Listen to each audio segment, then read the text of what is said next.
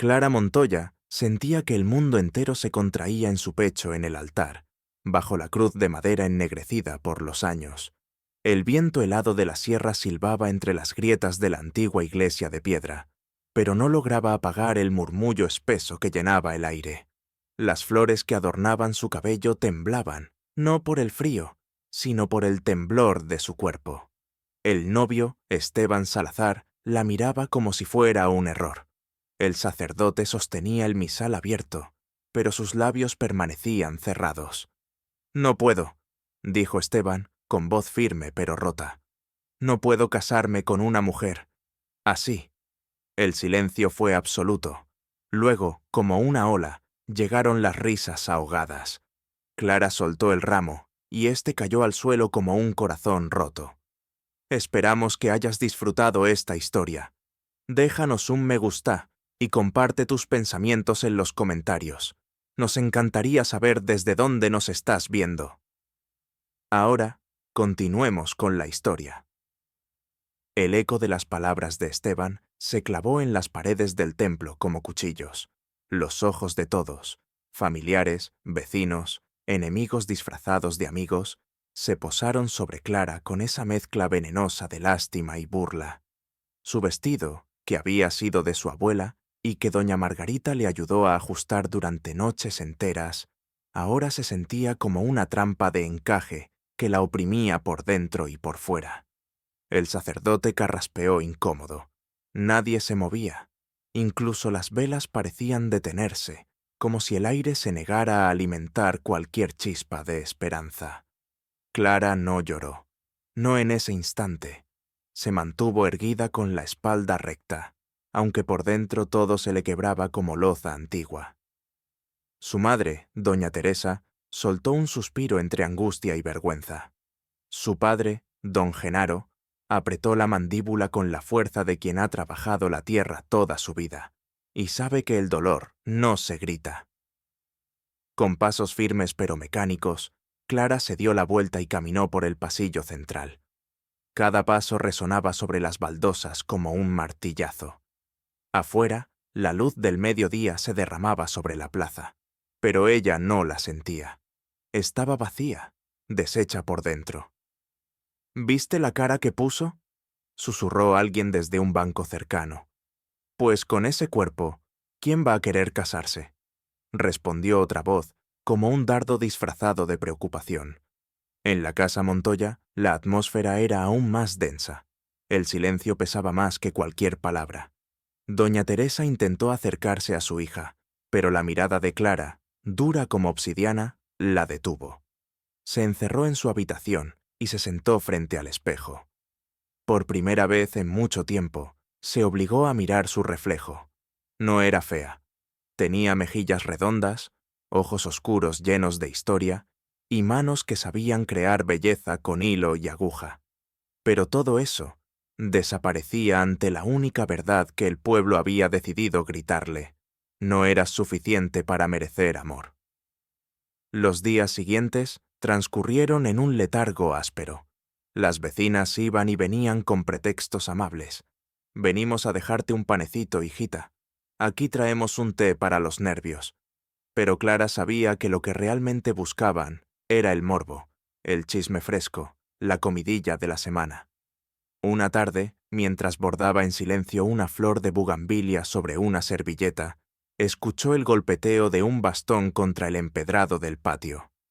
Alzó la vista y allí estaba ella, doña Jacinta, la yerbera del cerro, con su trenza plateada y su mirada penetrante.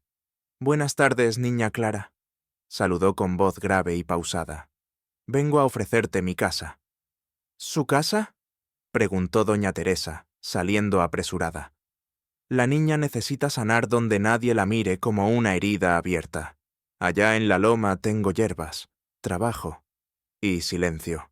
A veces, el silencio cura más que las palabras». Doña Teresa dudó.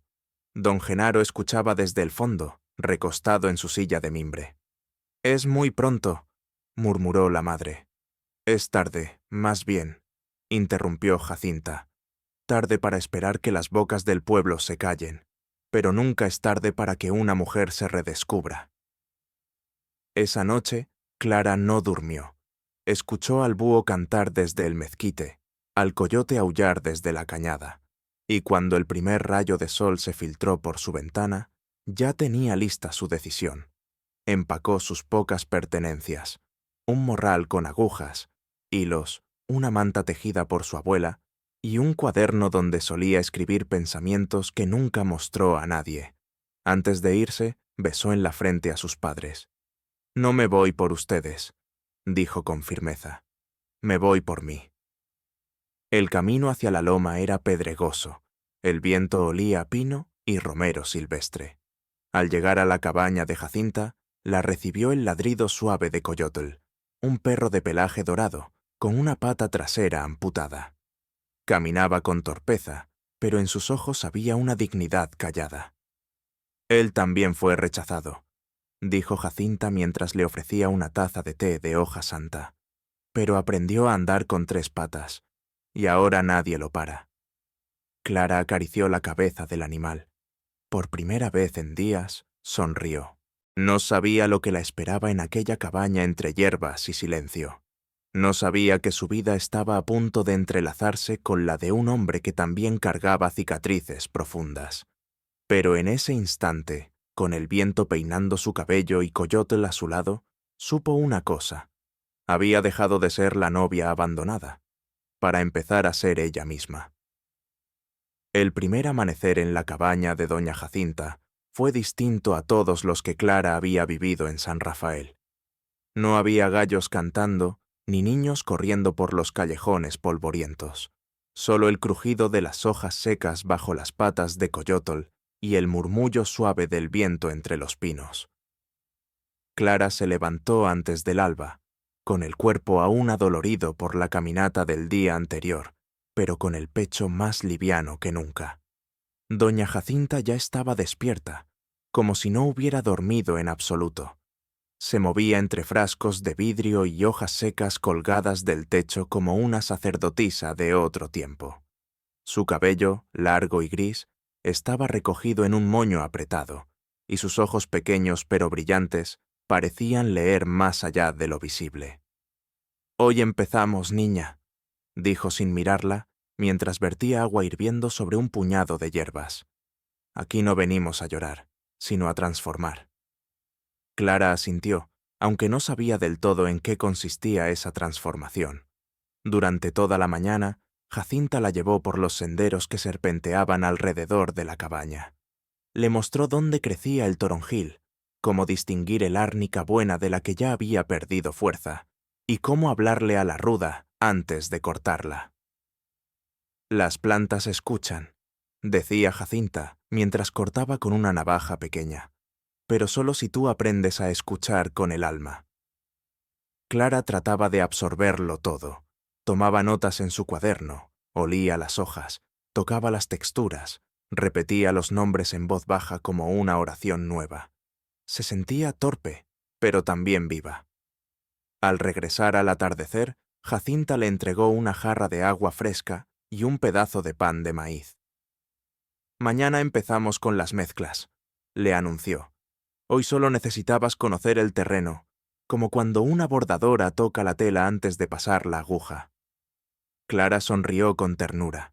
Nadie había comparado nunca su arte con algo tan sagrado. Mientras comía en silencio bajo el portal de madera, con Coyol recostado a sus pies, sintió por primera vez que no estaba huyendo de su pasado, sino caminando hacia algo nuevo. Y justo en ese momento, antes de que la noche cayera por completo, apareció una figura al fondo del sendero. Venía a pie, apoyado en un bastón de madera tallada, con un morral cruzado al pecho y una trenza negra que brillaba bajo la luz del ocaso. Cojeaba visiblemente, pero su paso era firme. Jacinta lo vio y sonrió como si esperara su llegada desde hace tiempo. «Ese es Tojá», dijo en voz baja. «Viene cada mes a traer sus plantas del norte y a curarse un poco, aunque no lo diga». El corazón de Clara dio un pequeño salto. Había algo en esa silueta, en esa cojera serena, que despertó en ella una curiosidad que no tenía nada que ver con el pasado, ni con el rechazo, ni con el juicio. solo con la posibilidad de algo distinto, y sin saber por qué, no bajó la mirada. Tojá se acercó lentamente, saludando con un leve movimiento de cabeza, más con los ojos que con los labios. Sus botas estaban cubiertas de polvo rojo, y su bastón tenía marcas talladas que parecían contar una historia en lengua secreta. «Buenas tardes, Jacinta», dijo con voz grave, pausada. El camino estuvo tranquilo, salvo por un venado que no quiso ceder el paso. Jacinta soltó una pequeña risa nasal y lo invitó a sentarse en el banco de madera bajo el tejado. «Aquí siempre hay lugar para los que traen medicina en las manos», respondió ella. Clara, sin saber muy bien por qué, se puso de pie y alisó su falda. Tojá la miró entonces por primera vez. Sus ojos eran oscuros como las noches sin luna en la sierra, pero no había juicio en ellos, ni lástima, ni sorpresa. Solo una quietud antigua, como la de los árboles que han sobrevivido muchas estaciones. «¿Y tú eres la que borda las flores con hilos de silencio?», preguntó, con una leve inclinación de cabeza. Clara parpadeó, desconcertada. «No lo sé», respondió, sincera. «Pero estoy aprendiendo a escuchar lo que no se dice». Tojá asintió lentamente. Jacinta observaba en silencio, como quien mira brotar la primera hoja después del invierno. «Te servirá», murmuró él. «Escuchar lo que no se dice es más útil que cualquier receta». Esa noche compartieron un guiso de frijoles negros y tortillas calientes. El fuego crepitaba suavemente mientras Jacinta contaba una leyenda sobre la piedra lunar y los dolores de parto. Tojá, en cambio, hablaba poco, pero cuando lo hacía, sus palabras caían como gotas de lluvia en tierra seca, lentas, escasas, pero profundamente necesarias. Clara no dejaba de observar su manera de moverse. No era joven, ni guapo, ni fuerte en el sentido tradicional, pero tenía algo que ni Esteban, ni ningún otro hombre del pueblo, había tenido jamás: presencia. Una especie de dignidad intacta, forjada entre caminos difíciles. Cuando se despidieron para dormir, Tojá le tendió la mano con naturalidad. Clara dudó un segundo, pero la tomó. Era una mano áspera, con cicatrices, firme pero no dominante. «Mañana te enseño a cortar raíz de ocotillo sin dañarla», le dijo, como si fuera una promesa. Clara asintió. No dijo nada más, pero esa noche, por primera vez en semanas, se durmió sin llorar. Y aunque aún no lo sabía, en ese pequeño gesto de confianza había comenzado una historia que cambiaría su vida para siempre. Amaneció entre neblina y el canto agudo de los zanates. Clara se despertó con el sonido del cuchillo de doña Jacinta golpeando la tabla de madera. El aroma del epazote mezclado con frijoles hervidos la atrajo como un recuerdo de infancia. Afuera, el cielo todavía estaba pálido, y el rocío caía de las hojas como si lloraran en silencio. Tojá ya estaba sentado junto al fogón, tallando con su navaja un trozo de madera que pronto adoptaba forma de espiral. Clara lo saludó con una inclinación de cabeza tímida pero segura. Algo en ella había cambiado. No mucho, pero lo suficiente como para que el mundo interior dejara de estar tan desordenado. «Hoy vamos lejos», anunció Jacinta mientras servía las tazas de café de olla. «Subiremos al Cerro del Viento. Allí crecen las raíces que casi nadie se atreve a tocar». Clara tragó saliva. Había oído hablar del cerro, de su pendiente traicionera y sus piedras sueltas, pero no preguntó. Solo asintió y fue a buscar su morral. El camino fue exigente. La tierra rojiza se deslizaba bajo sus pies y el aire se volvía más delgado a cada paso. Pero Clara no se quejaba.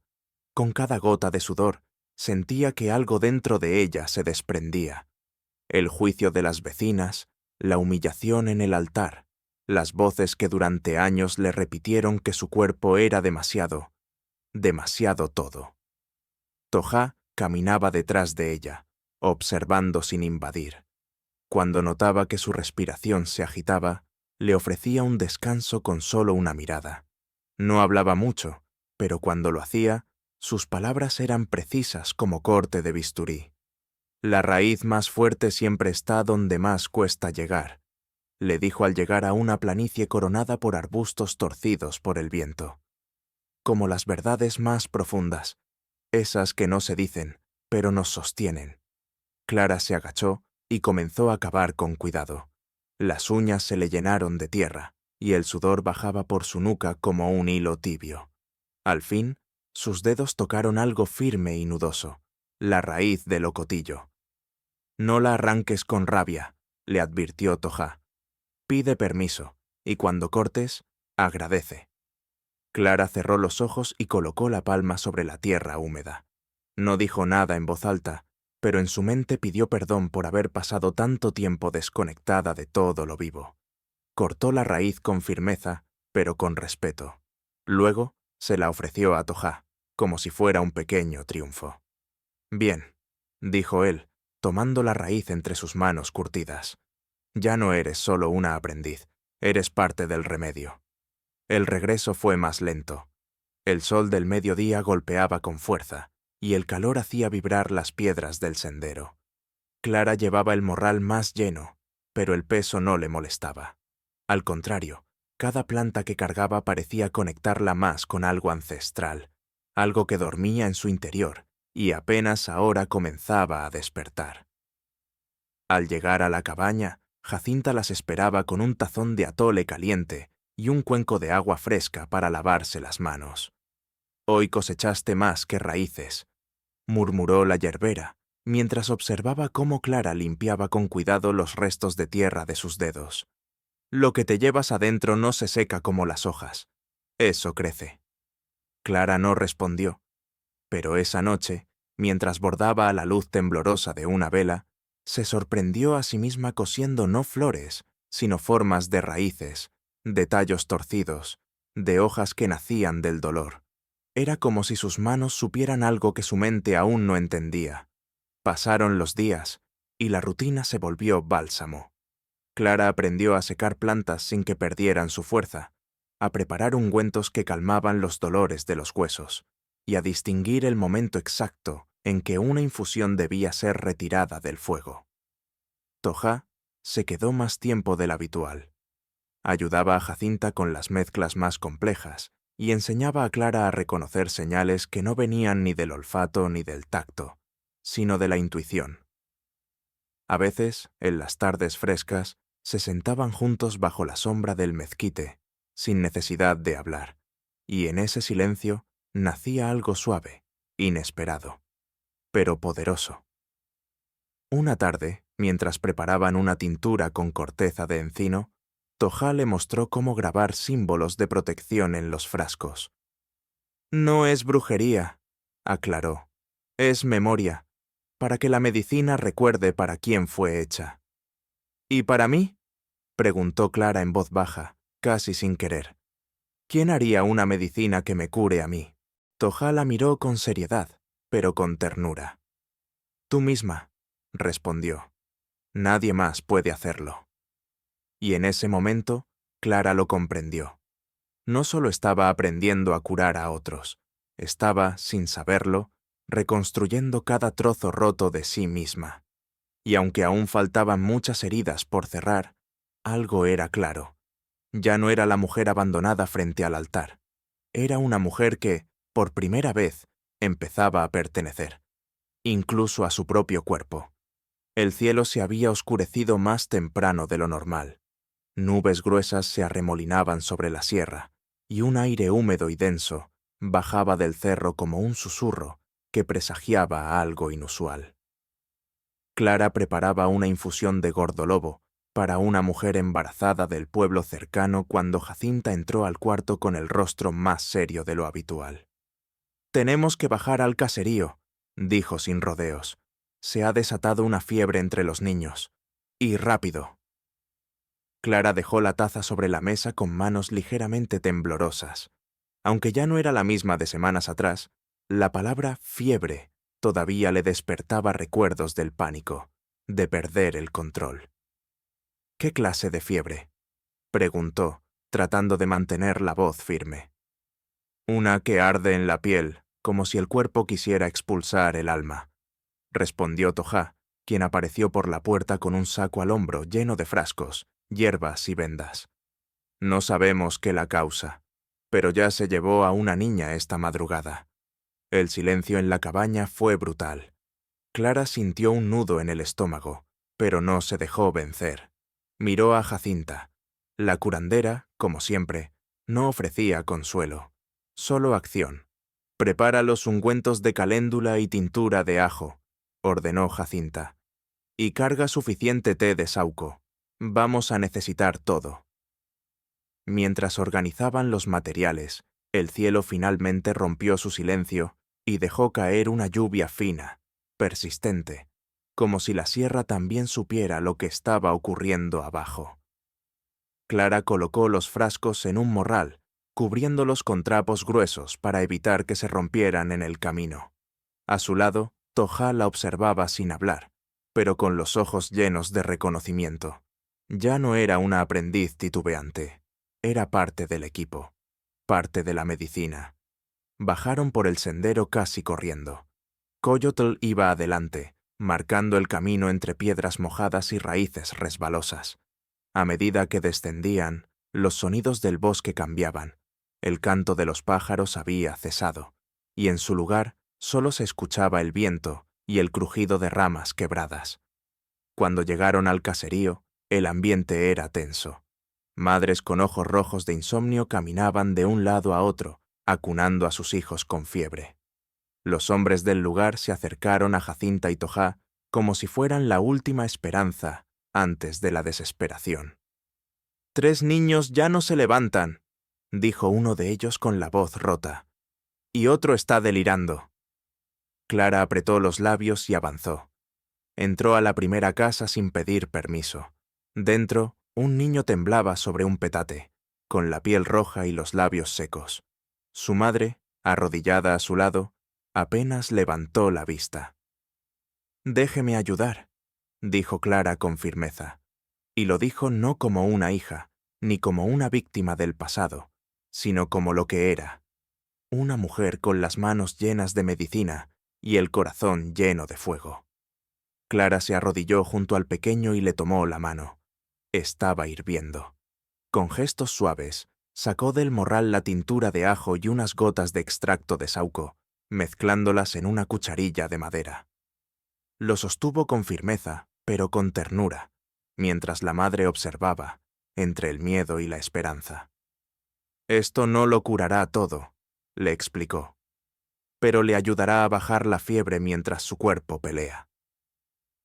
Tojá entró detrás con hojas de eucalipto frescas y comenzó a hervirlas en una olla sobre el fogón. Pronto, el vapor impregnó el aire, abriendo los poros, suavizando la respiración del niño. Jacinta, en la siguiente habitación, recitaba palabras antiguas mientras colocaba compresas frías sobre la frente de otro enfermo. Clara se movía con rapidez, pero también con una serenidad que la sorprendía a sí misma. Pasó de casa en casa, aplicando lo aprendido, escuchando a las madres, enseñándoles cómo preparar cataplasmas con plantas locales. Les hablaba con voz clara, pausada, sin titubeos. Nadie la veía ya como la dejada del altar. Ahora era la mujer que vino con medicina. Durante 2 días y 2 noches, apenas durmieron. Tojá preparaba infusiones, Jacinta imponía orden como una jefa de batallón, y Clara, sin descanso, aplicaba remedios, ofrecía palabras de aliento, y cuando nadie la veía, lloraba de cansancio, pero no de miedo. En la madrugada del 3er día, el niño del petate, el primero que había atendido, abrió los ojos y murmuró algo. Su madre gritó de alegría. Clara sonrió, con los ojos nublados de lágrimas que no quiso limpiar. Cuando la fiebre empezó a ceder entre los demás niños, el pueblo los miró distinto. Los saludaban con respeto, les ofrecían café caliente, tortillas, miradas de gratitud. Pero fue una niña pequeña, con trenzas desordenadas y mocos en la cara, quien se acercó a Clara, Le tomó la mano y le dijo: «Gracias, curandera». Fue solo una palabra, pero en esa palabra Clara escuchó la voz de algo más grande, su vocación, su propósito, su renacer. Esa noche, de regreso en la cabaña, Jacinta se sentó con los brazos cruzados frente al fuego. Tojá colocaba plantas nuevas a secar, y Coyol dormía con el hocico entre las patas. Clara, en silencio, sacó su cuaderno y escribió: «Hoy sané algo más que cuerpos, hoy me volví raíz». Y aunque el peligro había pasado, algo en el ambiente aún pesaba. En los ojos de Jacinta y Tojá se intuía que el tiempo de tranquilidad era breve, porque a veces, cuando una mujer sana, el mundo alrededor empieza a temblar. El rumor de la sanación en el caserío se esparció más rápido que la fiebre. Días después de su regreso, la cabaña de Jacinta empezó a recibir visitas que no buscaban solo medicina, sino también consuelo. Mujeres con penas calladas, hombres con dolores de espalda que venían de cargar más de lo que les correspondía, y ancianos que querían recordar cómo se hacía un té de paz. Clara atendía con paciencia. Anotaba síntomas, preparaba ungüentos, tejía consejos entre las pausas del silencio. Y, poco a poco, la cabaña dejó de ser un lugar apartado para convertirse en un punto de encuentro invisible. Una especie de santuario donde el alma también se trataba. Una mañana, mientras colgaban manojos de lavanda en el corredor, Jacinta rompió el silencio con una pregunta inesperada. «¿Tú crees que el pueblo ya te perdonó?» Clara se quedó quieta, con la cuerda en la mano. «¿Perdonarme por qué?», respondió con voz baja pero firme. «¿Por no haber sido suficiente para un hombre que no supo amarme?» Jacinta asintió lentamente, como si esperara esa respuesta. «No te preguntaba por ellos», añadió. «Te preguntaba por ti». El comentario la acompañó todo el día. Mientras preparaba cataplasmas, mientras hervía ramas de pirul, incluso mientras cosía una pequeña bolsa de tela para un niño que sufría pesadillas. Era cierto, no sabía si ya se había perdonado a sí misma. Tal vez aún no del todo, pero estaba caminando en esa dirección. Al atardecer, Tojá apareció con el rostro más serio que de costumbre. Entró sin hablar y dejó sobre la mesa una bolsa de tela cruda.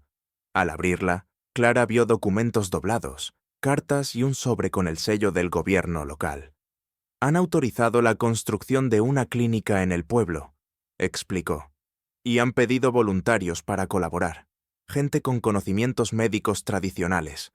Jacinta frunció el ceño. ¿Colaborar o controlar? Tojá no respondió de inmediato.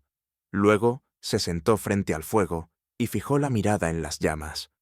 Lo llaman integración, pero en el fondo es vigilancia. Quieren saber qué hacemos, cómo lo hacemos y qué tanto influimos.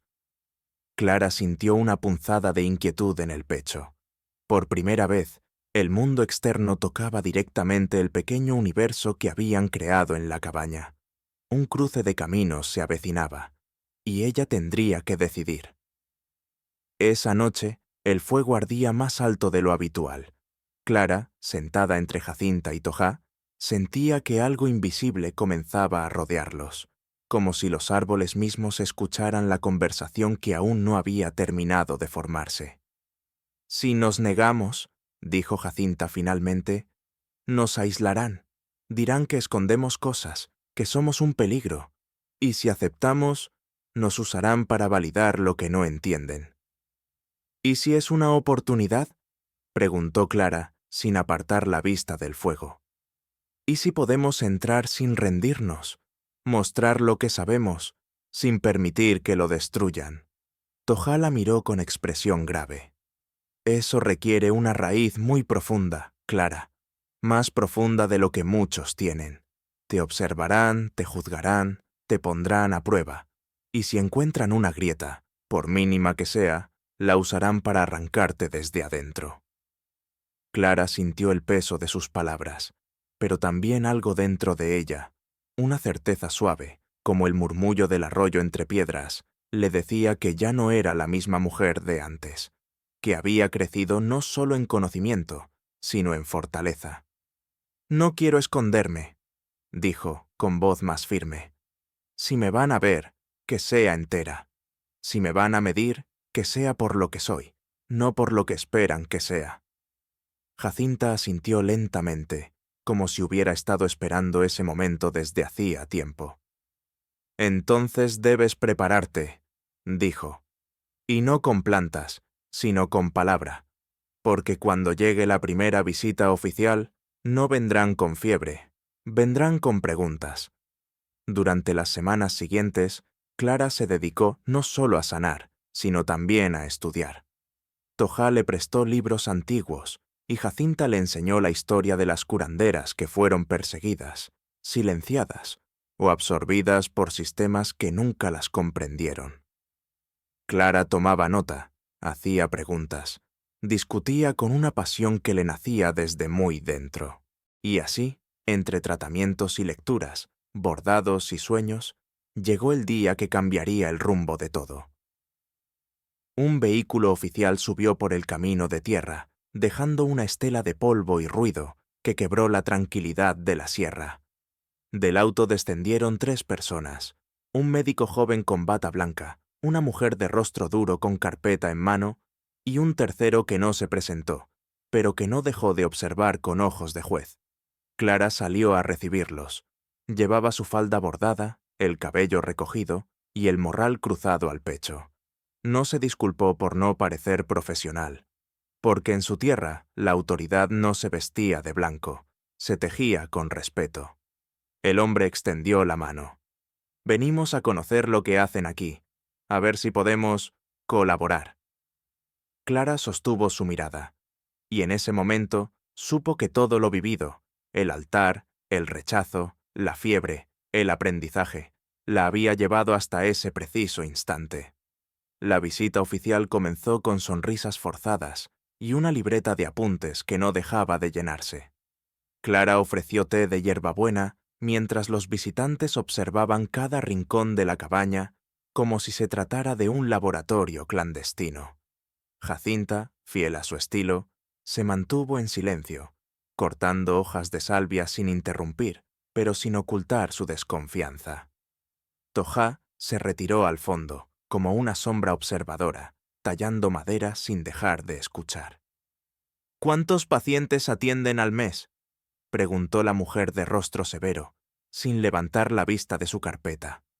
«Depende», respondió Clara. «No contamos números, contamos historias». El médico joven sonrió con una mezcla de curiosidad y escepticismo. «¿Y qué tipo de tratamientos aplican?». Clara respiró hondo, recordando las enseñanzas de Jacinta. «Usamos plantas de la región, infusiones, cataplasmas, baños de vapor. También escuchamos a la gente. A veces, el cuerpo grita lo que el alma no puede decir». El hombre asintió, aunque claramente aquello se alejaba de su formación académica. Luego, con tono amable pero inquisitivo, preguntó: «¿Han tenido complicaciones? ¿Alguna reacción adversa? ¿Alguien ha empeorado?». Clara no dudó. «A veces, cuando alguien llega muy tarde, no podemos hacer milagros. Pero nunca hemos hecho daño. No trabajamos con improvisación. Todo lo que usamos ha sido probado por generaciones. No somos curanderas por moda. Somos raíz». La mujer cerró la carpeta un instante y la miró con una mezcla de respeto y precaución. «Recibimos una denuncia anónima», dijo entonces, dejando caer la frase como una piedra en un lago. «Dicen que aquí se practican métodos no autorizados, que se influye en la comunidad más allá de la medicina». El silencio fue inmediato. Coyotl, desde la puerta, gruñó levemente. Clara sintió cómo el corazón le latía con fuerza en el pecho, pero no se movió. «¿Quién denunció?», preguntó Jacinta, finalmente rompiendo su silencio. «Es anónima», repitió la mujer, «pero debemos investigar, y será mejor que cooperen». Clara sostuvo la mirada de la funcionaria, sabiendo que ese momento marcaba un nuevo punto de quiebre. Otra vez, las sombras del juicio se cernían sobre ella. Pero ahora no estaba sola, y lo que había aprendido no se podía desaprender. El resto de la visita fue tenso. El médico revisó algunos frascos de hierbas, preguntó por las dosis, anotó nombres que no entendía. La mujer tomó fotos discretas con su celular, enfocando desde las estanterías hasta el altar pequeño donde Jacinta mantenía velas y piedras con símbolos antiguos. El tercero, el que no hablaba, caminaba despacio por los alrededores, observando cada detalle del terreno como si midiera cuánta historia podía ser desmontada. Cuando finalmente se marcharon, el silencio que dejaron fue más pesado que su presencia. Clara cerró la puerta despacio. Las manos le temblaban, pero no de miedo. Era rabia. No por ella, sino por lo que esa gente representaba. Una historia repetida de desprecio por lo que no encajaba en los moldes oficiales. Jacinta se sentó frente al fuego, con las cejas fruncidas. «Van a regresar», dijo, sin sombra de duda. «Y esta vez vendrán con papeles y sellos». Tojá, que había observado desde el umbral, se acercó despacio y colocó una bolsa en la mesa. Dentro había piedras volcánicas, hojas de pirul y un pequeño amuleto tejido con fibras de maguey. «Para protección», explicó. «No del mal, sino de la duda». Clara miró el amuleto entre sus dedos. Sintió una mezcla extraña, orgullo, impotencia y una determinación feroz. Si el sistema quería encasillarlos, si quería ponerles reglas escritas por otros, tendrían que resistir no solo con saberes antiguos, sino también con palabra firme y estrategia. «No podemos solo defendernos», dijo, con voz serena. «Tenemos que explicar, enseñar, mostrarles que lo nuestro también es ciencia, no académica, pero sí vivida». Jacinta la miró con una mezcla de tristeza y orgullo. «Entonces prepárate, hija, porque si decides hablar, más vale que lo hagas desde la raíz, que no te tiemble la voz cuando hables de los tuyos, que no pidas permiso para existir». Clara asintió. En su pecho ya no habitaba la vergüenza, sino algo nuevo, conciencia, y sabía que la batalla que se avecinaba no sería solo por ella, ni por la cabaña, ni por las plantas. Sería por el derecho a sanar, con lo que la tierra y la historia les había dado. Y en algún lugar del bosque, como un eco suave, el viento parecía decirle: «No estás sola». El pueblo se dividió en susurros tras la visita del gobierno. Algunos decían que las curanderas iban a ser cerradas, que ya no se les permitiría atender enfermos sin permiso. Otros, más fieles, aseguraban que ningún papel podía arrancar lo que la montaña había sembrado desde generaciones atrás. Clara lo sentía en la forma en que la saludaban en el mercado. Algunos la miraban con respeto renovado, como si ahora entendieran que ella no era solo una sanadora, sino también una defensora de algo más grande. Otros, en cambio, la evitaban, temerosos de quedar del lado equivocado si las cosas se complicaban. Una mañana, mientras recogía semillas de mostaza silvestre con Tojá en la ladera del río, él se detuvo y señaló hacia el valle. «Allá», dijo, con el mentón apuntando hacia una construcción nueva. «Están armando la clínica». Clara entrecerró los ojos. Efectivamente, en la distancia, se veían estructuras blancas, carpas provisionales y hombres trabajando con chalecos del gobierno. Era oficial, el sistema se estaba instalando. «¿Y crees que nos dejarán coexistir?», preguntó ella. Tojá negó suavemente con la cabeza. No les interesa coexistir, les interesa reemplazar. Pero Clara no se rindió. Esa noche escribió una carta, no una súplica, sino una propuesta. Pidió una reunión con el director del proyecto, argumentando que la medicina ancestral podía complementar la atención moderna. Habló de resultados, de casos exitosos, de cómo habían salvado niños durante la fiebre, y cerró con una frase simple pero poderosa. «No somos amenaza, somos memoria viva». 2 semanas después, recibió respuesta. La cita estaba fijada para el sábado, en la clínica nueva. con público. Cuando se lo contó a Jacinta, la vieja curandera solo asintió y dijo: «Entonces, habla desde el corazón, pero con la espalda recta». Los días previos se convirtieron en preparación. Toja ayudó a recolectar testimonios de pacientes. Clara organizó una pequeña exposición con plantas, frascos, bordados y hasta fotografías de tratamientos. No era un espectáculo, era evidencia. Y cuando llegó el sábado, se vistió con su falda más hermosa, tejida por su madre años atrás, y una blusa blanca con bordados azules. En el pecho llevaba una ramita de romero, como escudo invisible. Entró sola a la clínica, pero llevaba con ella la voz de todos los que habían sanado sin bisturí, sin receta, solo con manos limpias, palabra justa y raíces profundas.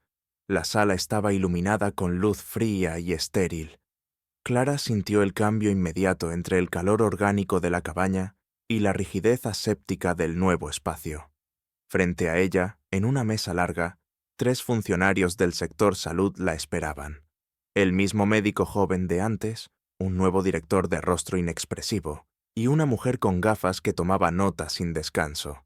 Detrás, en las sillas del público, se encontraban varias personas del pueblo, algunas conocidas, otras curiosas. Entre ellos, Clara vio a la madre del niño que había sanado de fiebre, una mujer que le había regalado pan de maíz semanas atrás y un anciano que había caminado 2 horas solo para que le curaran la ciática. Sus miradas eran su única armadura.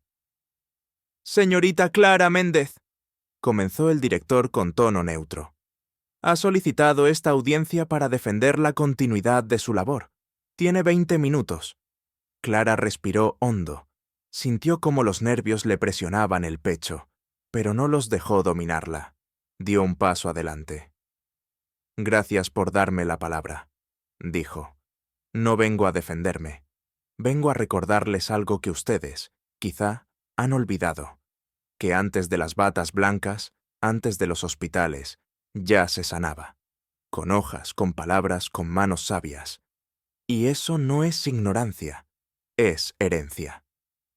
Colocó sobre la mesa un cuaderno lleno de anotaciones, y junto a él, los nombres de más de 40 personas que habían sido tratadas en los últimos 3 meses. «Aquí no hay superstición», continuó. «Hay observación, experiencia y respeto por el cuerpo, y sobre todo, hay escucha. La medicina no puede ser solo química. Tiene que ser también humana». El médico joven cruzó los brazos, incómodo. La mujer de las gafas levantó una ceja. El director la observó sin interrumpir. «No pedimos que nos legalicen», dijo Clara con firmeza. «Pedimos que nos reconozcan, que nos escuchen antes de imponernos, que dejen de llamarnos informales por no tener título. Lo nuestro también sana, y eso no se puede negar». Hubo un silencio denso. Luego, una voz del fondo se alzó. «Mi hijo estaría muerto si no fuera por ella». Era la madre del niño. Se puso de pie con un bebé en brazos y caminó hasta el frente. Cuando nadie vino, cuando la fiebre mataba a los demás, ella lo salvó. Con plantas, sí, pero también con valor. Uno a uno, otros se levantaron. Testimonios simples, pero cargados de verdad. No era un discurso político, era un río de voces que llevaba años contenido. Y cuando Clara los miró, supo que, pasara lo que pasara, ya no podrían silenciarla jamás. El eco de los testimonios aún vibraba en las paredes blancas de la clínica cuando el director pidió una pausa. Los funcionarios se retiraron a deliberar, mientras Clara salía al patio trasero, donde el aire al menos no olía a desinfectante. Toja la esperaba bajo la sombra de un mezquite raquítico. Le ofreció un vaso de agua y una mirada que decía más que cualquier palabra. «Hablaste como raíz», le dijo. «Ya no te mueves con el viento». Clara bebió en silencio. En su pecho, la adrenalina aún latía, pero también una sensación de liberación. No importaba cuál fuera la decisión del comité. Ella ya había ganado algo que no podían arrebatarle: su voz. Poco después, los llamaron de nuevo a la sala. El director, más sereno que antes, habló en tono medido.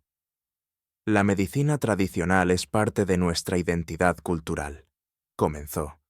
Sin embargo, para garantizar la seguridad de la comunidad, proponemos una fase de colaboración supervisada. Durante los próximos 3 meses, se permitirá a la curandera Clara Méndez operar bajo registro local, con acompañamiento de un profesional médico. Clara sintió cómo la sala se dividía entre murmullos de aprobación y de incertidumbre. Esto no es un permiso absoluto, aclaró la mujer de gafas. Es una prueba. Jacinta, que había llegado sin que Clara lo notara, se adelantó desde el fondo de la sala. Una prueba también es una oportunidad, dijo con voz clara, casi ceremonial. Y si ustedes nos miran con respeto, nosotros responderemos con verdad. El acuerdo fue sellado con papeles y firmas, pero también con silencios tensos y miradas cautelosas. Clara sabía que el camino recién comenzaba, que lo difícil no era solo sanar, era resistir sin perder el alma en el intento. Las semanas siguientes fueron un torbellino. Un médico asignado por el gobierno, el doctor Esteban Ruiz, comenzó a visitar la cabaña 2 veces por semana. Al principio venía con actitud fría, distante, tomando notas en su tablet y cuestionando cada mezcla que preparaban. Pero poco a poco, algo cambió. Una tarde, después de atender a una mujer con insomnio crónico, Clara le ofreció a Esteban una infusión de toronjil con lavanda. Él la aceptó, más por cortesía que por fe. Al día siguiente, volvió sin bata, con los ojos menos rígidos, y preguntó: ¿Cómo aprendiste a combinar los aromas? Esto no lo enseñan en la facultad. Clara sonrió. No era una conquista, era el inicio de un puente. Clara se sentó frente a él, entre frascos y ramos secos que colgaban del techo. Los aromas no se combinan con recetas, dijo. Se mezclan con la historia de quien los va a respirar. Una misma planta no huele igual para una madre que para un huérfano. Esteban guardó silencio. Por primera vez, pareció realmente escuchar, no como funcionario, sino como persona. Ese día no tomó notas, solo observó. Las visitas continuaron. En una de ellas, Esteban presenció cómo Clara trataba a un niño con ansiedad nocturna usando baños de hierbas tibias, susurros y una piedra que colocó bajo la almohada. ¿La piedra también cura?, preguntó con una sonrisa escéptica. La piedra no cura, respondió Clara, tranquila, pero le recuerda al niño que no está solo. Esa noche, el médico escribió en su diario algo que nunca pensó redactar. Estoy aprendiendo lo que no sabía que debía aprender. Mientras tanto, la relación de Clara con la comunidad se fortalecía. Ya no solo acudían a ella por dolor físico, sino también por angustias silenciosas. Una mujer que no podía llorar la muerte de su madre, un joven que soñaba con agua estancada cada noche, una anciana que decía escuchar pasos de su esposo fallecido. Clara no ofrecía soluciones mágicas, les ofrecía espacio, escucha, ritual, y en ese dar también se sanaba ella. Pero como toda semilla que brota al sol, su crecimiento pronto despertó nuevas sombras. Un día, Jacinta regresó del pueblo con el rostro sombrío. «Hay rumores», dijo, «que estás hechizando al médico, que lo estás enredando con tus plantas». Clara sintió el estómago apretarse. Sabía que, para algunas mentes cerradas, el poder en una mujer solo podía explicarse como brujería o seducción. «No les gusta verme crecer», murmuró. «Nunca les ha gustado». Jacinta puso una mano sobre su hombro. «Eso es porque floreces en tierra donde a otros solo les enseñaron a marchitar». Y en su interior, Clara supo que se acercaba a otra prueba, una más difícil, más personal, una que pondría a prueba no solo su conocimiento, sino la fuerza de sus raíces. Las nubes oscuras volvieron a asentarse sobre la sierra, pero esta vez no eran solo del cielo. El aire estaba cargado de murmullos venenosos, de palabras que no se decían en voz alta, pero que viajaban rápido como las semillas al viento. En el mercado, algunas mujeres ya no saludaban a Clara, bajaban la mirada, la cruzaban de acera o la miraban con desconfianza. Una de ellas, sin pudor, murmuró mientras compraba chile seco. Una mujer sola, con poder, siempre trae desgracia. Clara fingía no escuchar. Seguía comprando sus hierbas, ayudando en el puesto de Jacinta, atendiendo consultas. Pero por dentro, la herida se abría despacio. No por los rumores, sino por la forma en que empezaban a dejarla sola. Esteban también lo notó. La desconfianza crece, le dijo un día mientras revisaban juntos a un paciente con dolores musculares. Y no solo entre ellos, también en mi equipo. Hoy me preguntaron si ya me había convertido. Clara sonrió sin alegría. ¿Convertido en qué? ¿En alguien que cree en lo invisible? Él no respondió. Solo bajó la mirada y por primera vez pareció no saber cómo ayudar. Esa noche, mientras trituraba hojas de ruda para un ungüento, Jacinta se acercó con una carta en la mano. «Es del gobierno», dijo. «Quieren que vayas a declarar. Al parecer, alguien te acusa formalmente de manipulación espiritual no autorizada». Clara dejó el mortero en la mesa. Su respiración se volvió lenta, pesada. Era como volver al altar, al día en que la habían dejado plantada. La misma sensación de juicio, de ser mirada como algo impuro por no encajar. «¿Qué significa eso?», preguntó. «Significa que quieren callarte, o al menos asustarte». La cita estaba fijada para dentro de una semana. Clara debía presentarse en el edificio municipal, donde un comité evaluaría si su práctica infringía normas éticas o ponía en riesgo a la comunidad. «No estoy haciendo nada malo», susurró. «Lo sé», respondió Jacinta. «Pero en estos lugares, la verdad no siempre es lo que importa. A veces, lo que molesta no es lo que haces, sino que lo hagas siendo tú». Esa noche, Clara no pudo dormir. Se sentó frente al fuego, sola, y por primera vez en mucho tiempo, dudó. ¿Y si perdía todo? ¿Y si la silenciaban, la obligaban a dejar de sanar, a dejar de ser? Pero justo cuando el miedo parecía más fuerte, Coyotl se acercó, se echó a su lado y la miró con esos ojos antiguos, salvajes, que parecían decirle: «No olvides quién eres». Al amanecer, Clara ya estaba de pie, no con fuerza, sino con decisión. Preparó té de canela y hojas de naranjo para calmar el temblor en sus manos. Luego, abrió el baúl donde Jacinta guardaba los libros viejos y sacó uno encuadernado en tela.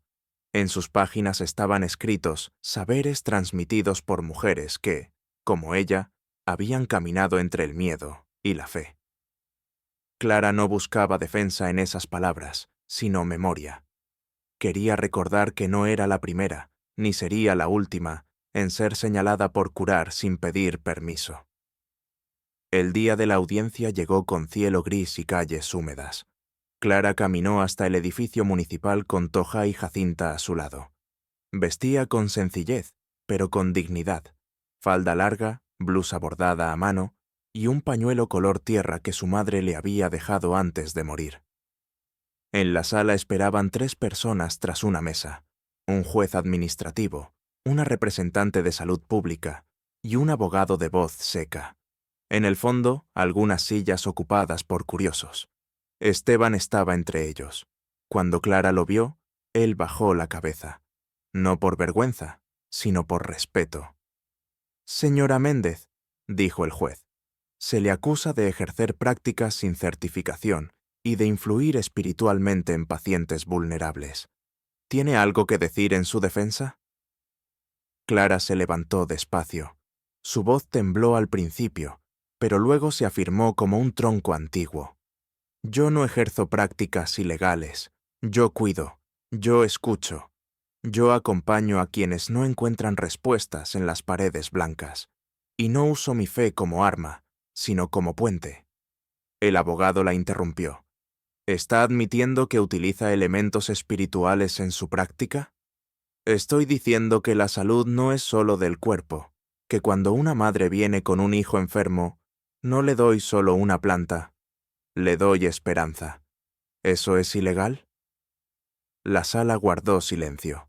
La representante de salud frunció el ceño, incómoda, pero no encontró argumentos para contradecirla.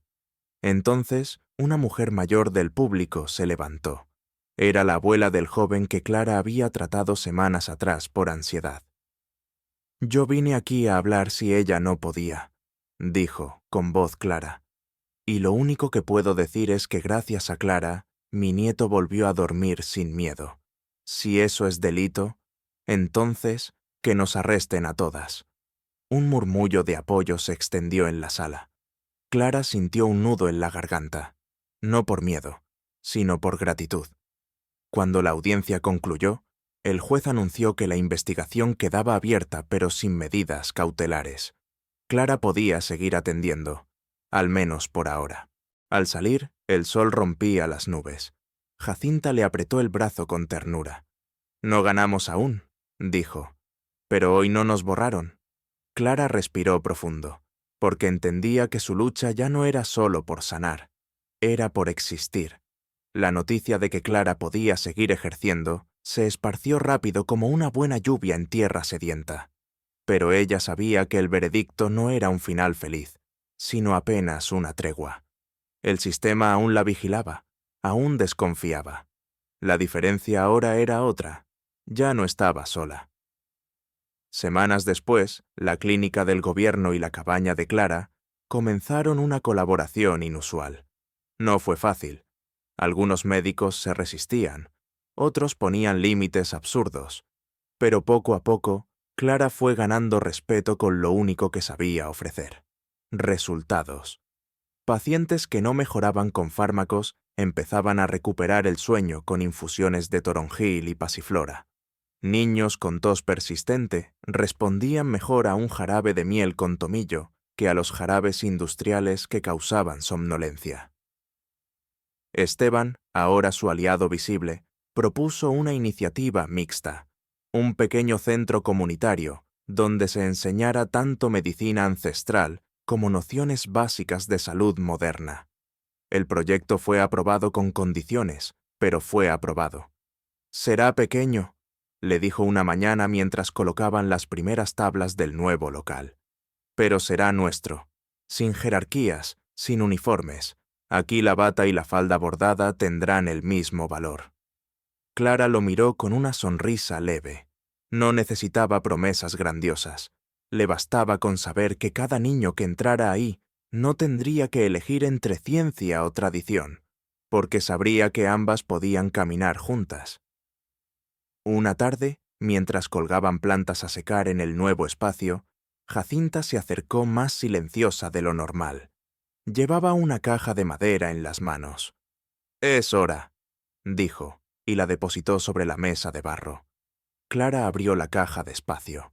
Dentro había un pañuelo rojo con bordados antiguos, una pequeña figura de barro negro y un libro cubierto con cuero gastado. «Mi madre me lo dio cuando supe que la montaña me había elegido. Ahora te lo doy yo». Clara no pudo contener las lágrimas. Aquel gesto no era simbólico, era el traspaso de una responsabilidad sagrada. No solo la de sanar, sino la de recordar, de custodiar una forma de ver el mundo que no aparecía en los manuales, pero que latía en los corazones de quienes sabían escuchar la tierra. «¿Y tú?», preguntó, con voz entrecortada. «¿Vas a dejar de atender?». Jacinta sonrió con esa dulzura que solo tienen las viejas sabias. «Ya no atiendo cuerpos, Clara, pero estaré aquí, cuidando el fuego».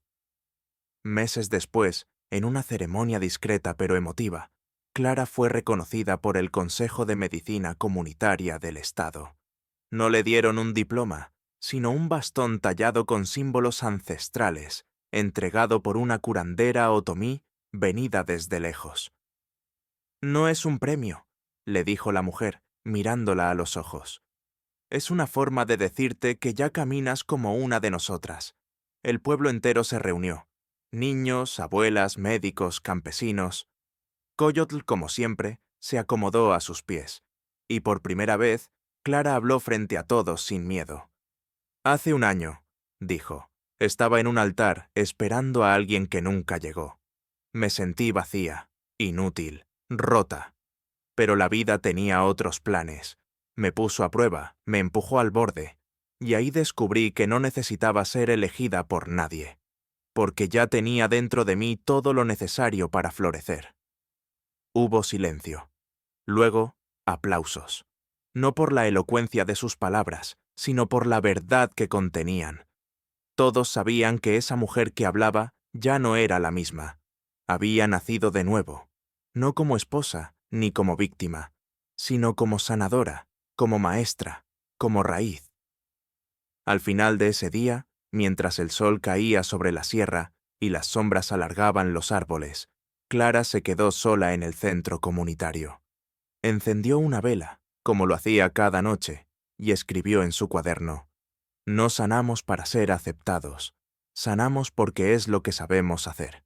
Y en cada cuerpo que tocamos, dejamos una semilla. Quizás el mundo no cambie por completo, pero donde haya una raíz viva, habrá esperanza. Cerró el cuaderno, apagó la vela y salió al patio.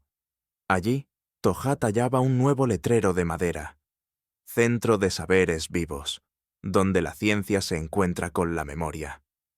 Clara lo ayudó a clavar el cartel en la entrada, y por primera vez no sintió que estaba regresando al lugar que le correspondía. Sentía que, finalmente, lo había creado.